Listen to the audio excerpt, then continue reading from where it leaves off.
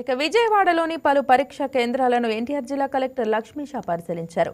విద్యార్థులు ఎలాంటి ఇబ్బందులు లేకుండా పరీక్షలు రాయడానికి అవసరమైన సదుపాయాలు సమకూరుతున్నారా లేదా అనే విషయాన్ని ఆయన పరిశీలించారు. పరీక్ష కేంద్రాల్లో తాగునీరు, విద్యుత్, పరిశుభ్రత వంటి మౌలిక సదుపాయాలపై కలెక్టర్ సమీక్షించారు. పరీక్షలకు హాజరయ్యే విద్యార్థులకు ఎటువంటి అసౌకర్యం కలగకుండా అన్ని ఏర్పాట్లు చేయాలని సంబంధిత అధికారులకు సూచించారు. పరీక్షలు ప్రశాంతంగా, సక్రమంగా నిర్వహించేందుకు అవసరమైన అన్ని చర్యలు తీసుకోవాలని కలెక్టర్ లక్ష్మీషా ఆదేశించారు. రాష్ట్ర వ్యాప్తంగా 10వ తరగతి పరీక్షలు మొదలయ్యాయి. ఈరోజు 9:30కి అన్ని సెంటర్స్లో ఎగ్జామ్ స్టార్ట్ కాబోతోంది. నా జిల్లాలో, ఎన్టీఆర్ జిల్లాలో 149 కేంద్రాల్లో 27,360 మంది పిల్లలు ఎగ్జామ్ రాయబోతున్నారు.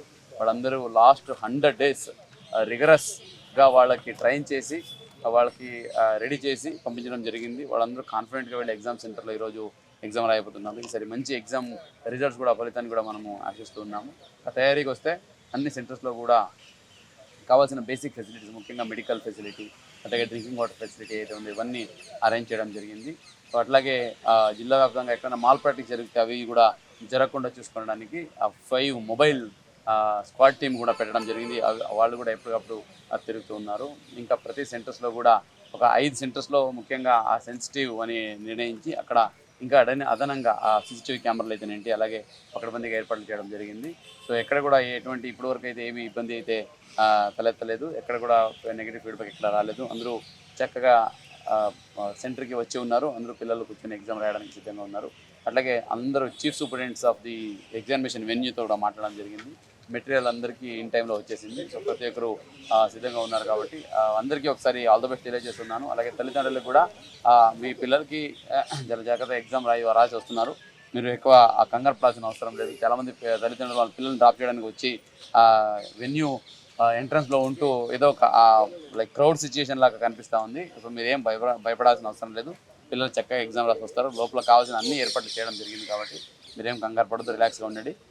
పిల్లలు మంచిగా ఎగ్జామ్ రాస్తారు, మంచి ఫలితాలు కూడా వస్తాయి కాబట్టి భయపడాల్సిన అవసరం లేదు. ఇంకా ట్రాన్స్పోర్టేషన్కి, అలాగే ఎగ్జామ్ సెంటర్ చేరుకోవడానికి APSRTC ద్వారా అడిషనల్ బస్సెస్ కూడా పెట్టడం జరిగింది. వెళ్ళిన అడ్వాన్స్ బస్సెస్ ఇన్ టైంకి వస్తాయి కూడా ఉంటుంది, ఏం ప్రాబ్లం లేదు. అలాగే మీరు కేంద్రాన్ని చేరుకోవాలంటే మీకు ఆల్ టికెట్లో ఒక QR కోడ్ కూడా ఉంటుంది. అది స్కాన్ చేస్తే మీకు ఆటోమేటిక్గా గూగుల్ మ్యాప్లో కూడా లొకేషన్ చూపించేస్తూ ఉంటుంది. ఎవరికైతే కన్ఫ్యూజన్ ఉంటుందో లేదా అడ్రస్ తెలియట్లేదు అనుకుంటున్నారో వాళ్ళు అలా కూడా సెంటర్కి రీచ్ అవ్వచ్చని తెలియజేస్తున్నాను.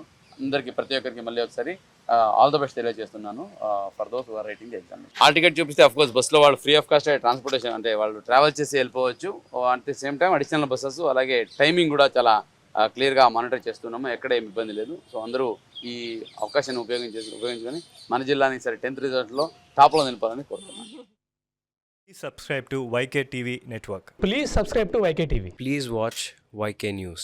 Don't forget to subscribe YK News channel.